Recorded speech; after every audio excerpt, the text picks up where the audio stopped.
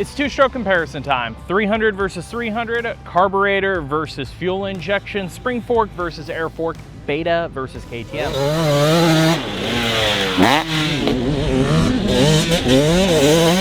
Welcome back to Vital MX. I'm your host, Michael Lindsay. And joining me today for testing duties is Steven Torkarski, our product editor at large. Hello, Michael. So, you got to spend a couple days on these. I just spun around with them a little bit today.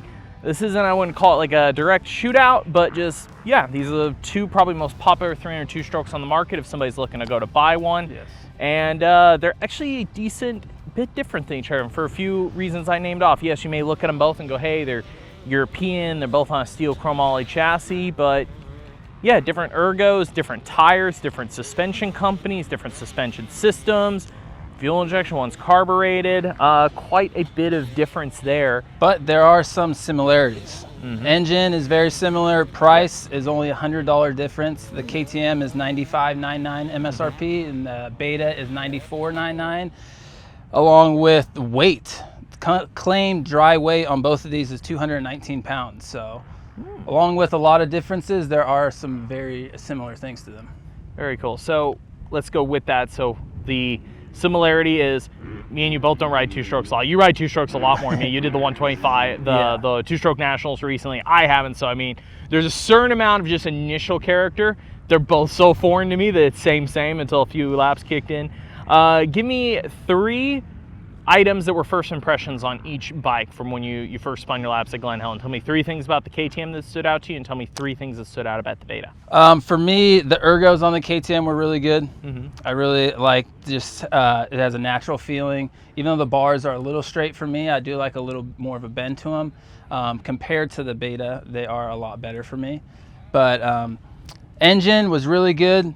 Seems strong, easy to ride. Has a good low to mid character that does sign off a little bit up top compared to normal two-strokes, but overall it wasn't that flat for me. So it was pretty enjoyable to ride, easy to ride.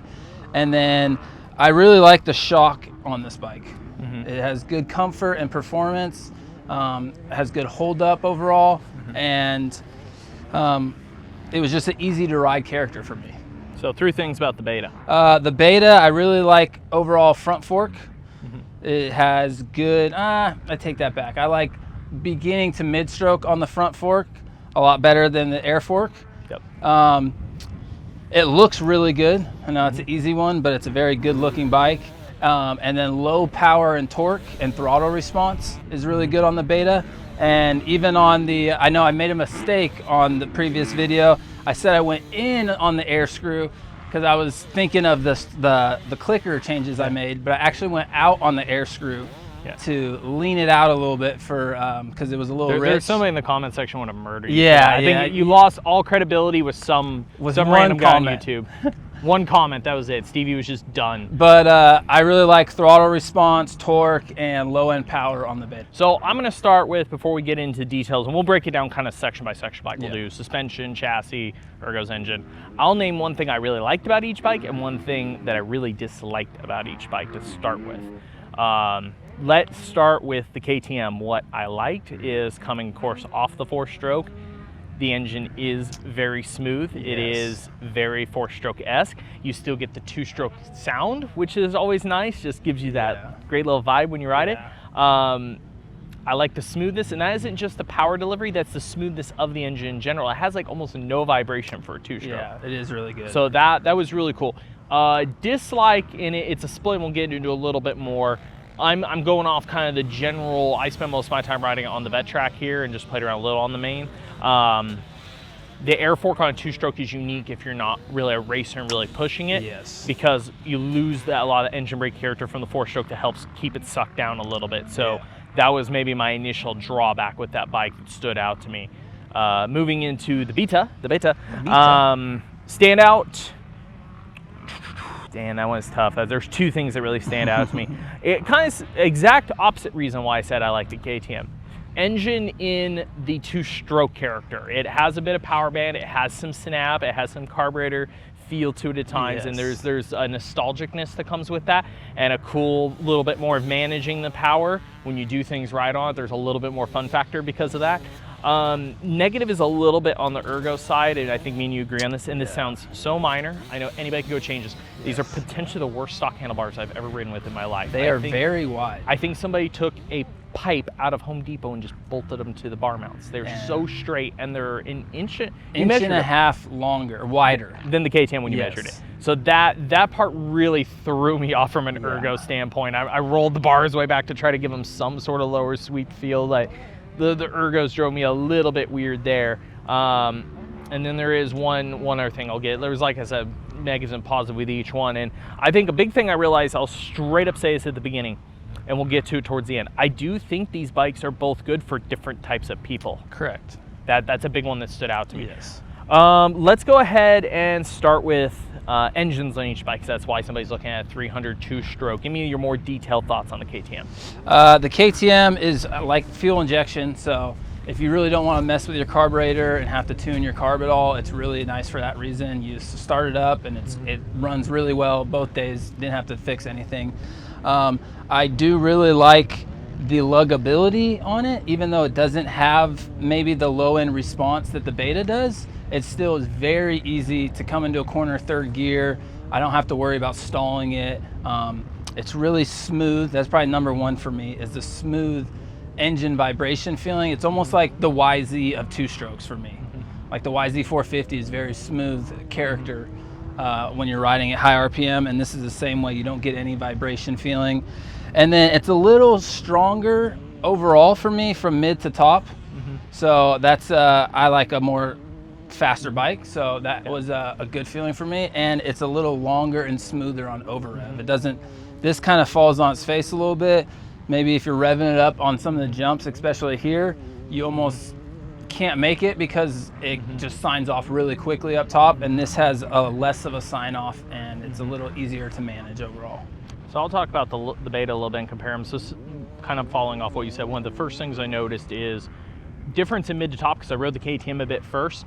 The KTM I would run in second gear out of a lot of corners up into jump faces. This I was short shifting more, like, because it does have more low end punch. Yes. I was trying to carry third, although I would tweak the gearing if I were to run it all the time.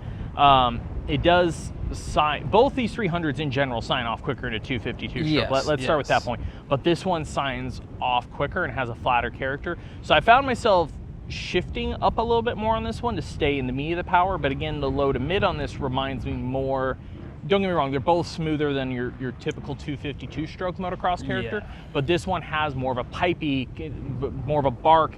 What's interesting though is this one to me picks up better. Like when you do, ban the clutch, do things right, blip it out of a corner, it picks up and it lights the rear really easy. It's very excitable.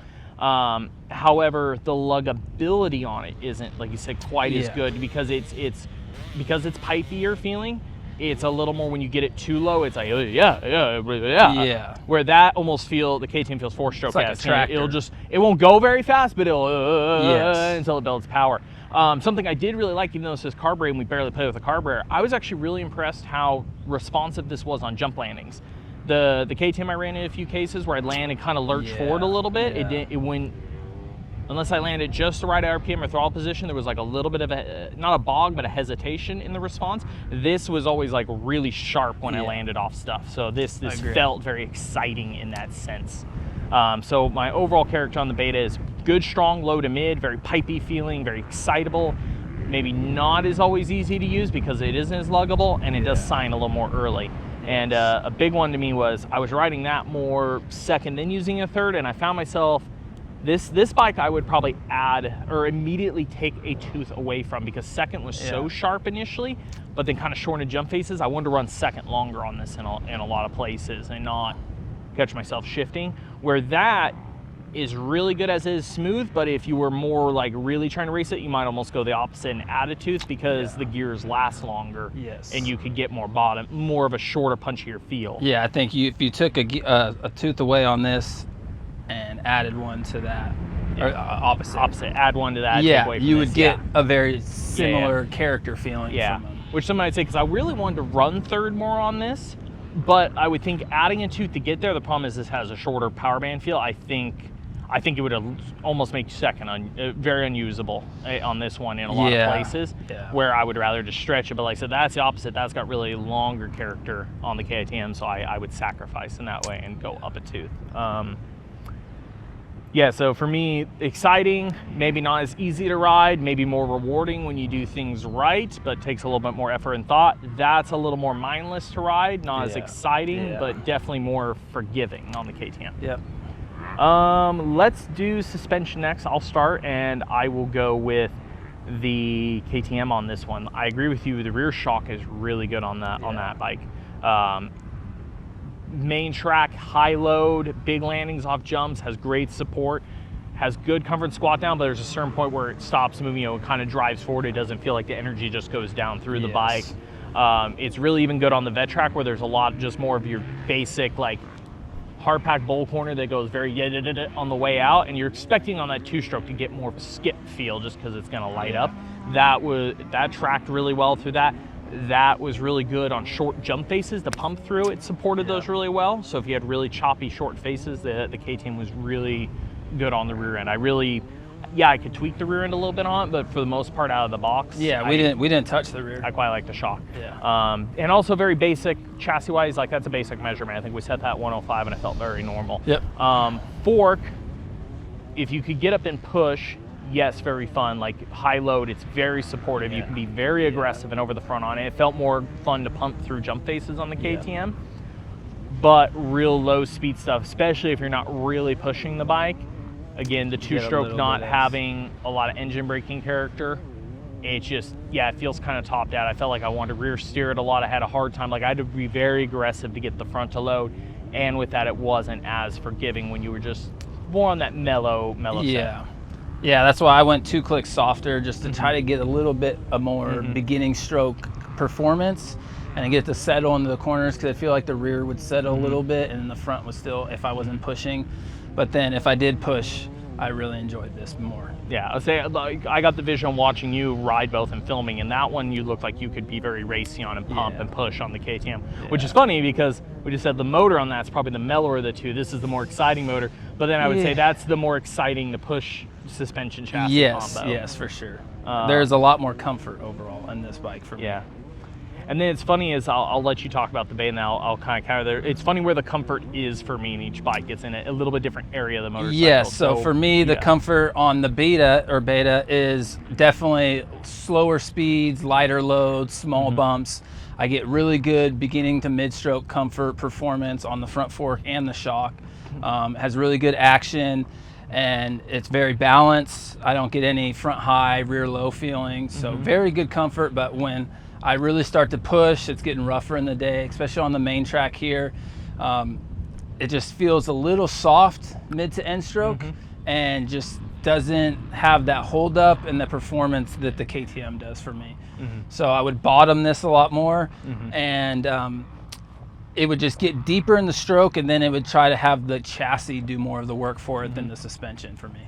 Yeah, and I would say of the two, like, again, I praise the KTM on the shock side of things. When I get to the Beta, I like the fork more. Like I said, it's definitely softer at the end of the stroke. It doesn't have the hold up of the air fork, but the low to mid comfort's really good. Just the overall feel, turn in if you're not really pushing, if you got more chatter, because it's a spring fork. You're just more of a familiar feedback. So the fork I did really like on this bike, and I felt like that end stroke, like something about a KYB spring fork, it just feels very tunable. Like I'm like, okay, it's not as good here right out of the box, but I feel like I can head that direction easier.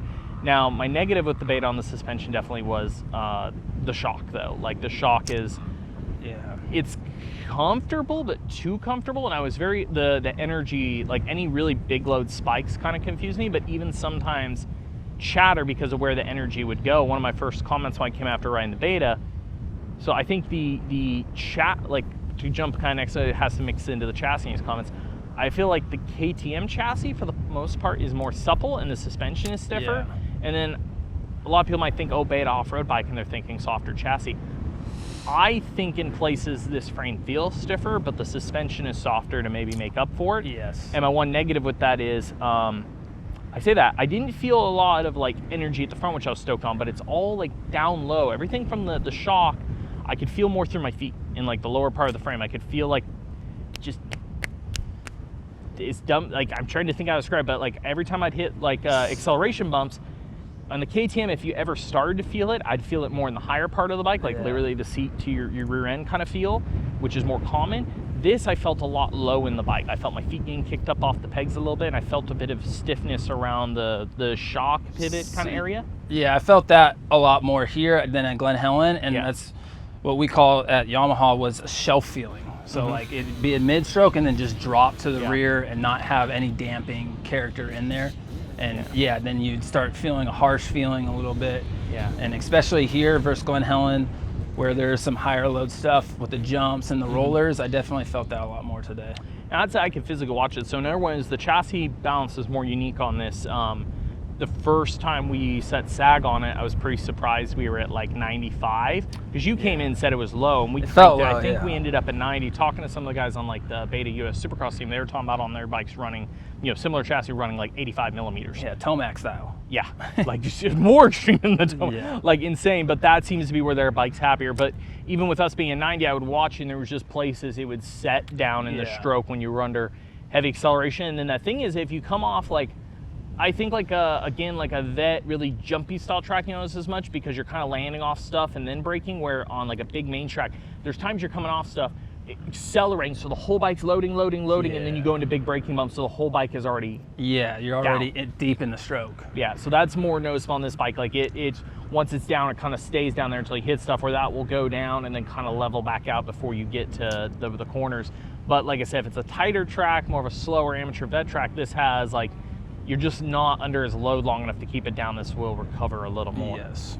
Moving on, like overall ergonomics / just how you feel on the bike, break them down for me. I feel a lot better on the KTM just because of the handlebars to me, honestly. It gives me a easier cornering performance, and the ergos are very similar to me, but these feel like the handlebars are a little higher to the seat. So I just feel like I had less, it was just more difficult to, I had a more handlebar movement, and I just felt more confident on this, more stable. It was plusher feeling, and both seats are good, but I really enjoy the KTM seat. They've done a really good job with this seat. That gripper seat's fine, but it has a little less foam thickness for me, and they have done a great job on like firmness, stiffness versus shape and everything. It's very comfortable. Even if you're on the edge of it or lean back a little bit, you don't feel the seat base at all. So I think they did a great job with that. And I just, it's just a little easier for me to feel comfortable on, where this just feels a little busier overall. The one that's interesting to me, I think, different riding styles is the KTM, back to the whole like raid race thing, the KTM cockpit feels racier to me because the bars are, they more naturally get you in that jockey attack position. I will say, like, going to a more, if you're going to more of like a direct stand-up style, the little bit higher cockpit on this feels a little bit easier for that. But the one that killed it for me was the really wide bars kind of end that for me. I think this cockpit is more relaxed for most people that don't have like really proper attack position riding. Correct. And that's more rewarding for that style. A couple little things that stood out to me else on ergonomics equipment. So this bike has a mix of controls. We have Nissan brakes with a Brembo clutch. That's Brembo all the way around. The Nissan brake is plenty strong on this, but it's a little like when you go back and forth between them, as we always say, the Brembo has like more modulation and feel. This is a little bit more grabby. I actually really do enjoy the Nissan once I get used to it. It's just funny is when I first jump on it, I catch myself locking it just a little bit because it's a bit on the grabby side. But once you get past the first lap, I like both brakes for different reasons. I still really like the strength in the Nissan at times. Yeah, I do like a grabby brake, but I just really enjoy the Brembo power to control ratio is really good for me. It's very strong, but has a very good control. It doesn't really lock up anywhere, and you can't really beat the Brembo right now. What are 3 things that you would do to the KTM if you took it home? First, I would do a pipe. Just try to get a little more top end power. Probably do something to the air fork. maybe send it to FC or something. Yeah, They the did FC stuff we tried on the KTM 450 They did some good was really stuff on that. Maybe try a spring conversion or something. And then, I don't know, that's tough because it is pretty fun out of the box how it is. I agree with you on all those points. The only other thing I would consider is the gearing change, and then the Beta, bars number 1. Yes. Gearing change number 2, and then I would work mostly on the shock on the Beta. Yeah. Or put some Dunlops on there. That was another big difference for me. Yeah. The Michelins are good, but I just have a little more traction and comfort out of the Dunlop 34s versus the Star 6s. I do think, like, again, back to, I think at the end of the day, like, if you're looking for a 302 stroke, these are both unique, both fun. Yeah. Pricing is very similar, so it's down to a couple things on character. I think if you're weekend warrior, you're looking for a lot of comfort and you want some nostalgic feel, the Beta is a pretty good choice. Yep. And it's kind of weird because this is a hard one to say, because I know you can race a lot of your local series, you could race this, 450 open class. Some maybe you can't. So, but if you're more the racier guy, or you want the more 2-stroke feel, but you're coming off the 4-stroke and you don't want to fully adapt, I think the KTM fits the bill. Yeah. I will say, of the 2 of them, I think the KTM fits a little bit wider variation than the Beta. I think you could take a little bit wider range of customer and they'd be happier with the KTM. I think the Beta is an out of the box package. The Beta thing's a joke now. I keep saying it all the time. Beta. The Beta out of the box, I feel like is a little bit more narrow on the intention of who it is. And I think takes a little more work to widen that out. And again, I'm leaning more towards the aggressive racer person, or somebody that just really wants to push themselves all the time. Like, I think the Beta will take a little more work, where I think the KTM might be a little bit simpler, where the motor's already calm, like to just get the suspension back and try to get some more comfort out of it. Taller bars if you don't want as racy of a cockpit.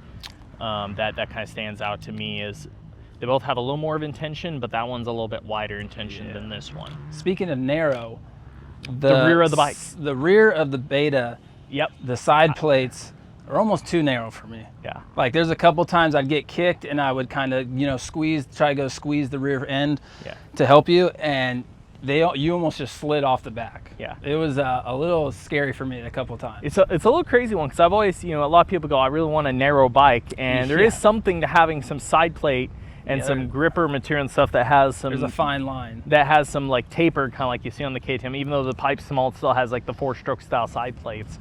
There's something to that to grip when you go back. Like I said, this one you definitely slide more. I will say now, if you're a longer leg person, I could see being like an off-road guy, like, or somebody. Let's take like I think of like a Cody Webb, somebody that's really tall, like your typical off-road guy. I will say, if you're up on your balls of your feet and you're gripping, like if your legs sit more in this back area, it is gonna feel really like comfortable on that stuff. But the moto hanging back, you don't have that quite as much to like slide and grip into. Yeah, if you get kicked over the bars and you're trying to help yourself a little bit, I slid right past the side number plates and almost ate shit. Yeah, both cool. I do think out of the box, I think the Beta looks a little tricker, a little sicker. It has nice little even like radiator braces kind of built into it, and a couple little things like that, and they definitely stand out, red with the blue rims. But yeah, I have a tough one. I would enjoy both. Like I said, I think I lean towards, if you're looking at getting a 302 stroke, I think the KTM is the easiest to adapt to, but I think the Beta also offers a unique ownership experience, or a unique 2-stroke feel that, again, I think brings more nostalgia in it. So both fun bikes, but I lean a little more towards the KTM. Yeah, I would agree with you. I would take either bike. I had a lot of fun on both of them. But yeah, just overall comfort. I'm big on comfort, and I would have to pick the KTM for that. So if you have any questions or thoughts, throw them in the comments section below. Anything else we can answer. And I think the next 2-stroke thing we were talking about, me and you were doing, is I think we're going to take that KTM 300 and run it against a stock YZ 252 stroke. And then I think after that, we'll take a YZ 252 stroke and turn it into a YZ 300 and kind of go from there. So I think that's what we'll work on next. As we get into that, what would you like to see with that? Please throw that in the comment section below if you're interested in that as well. But as always, thanks for watching on Vital. Mike Lindsay, Stephen Tarkowski. Subscribe, thumbs up, thank you.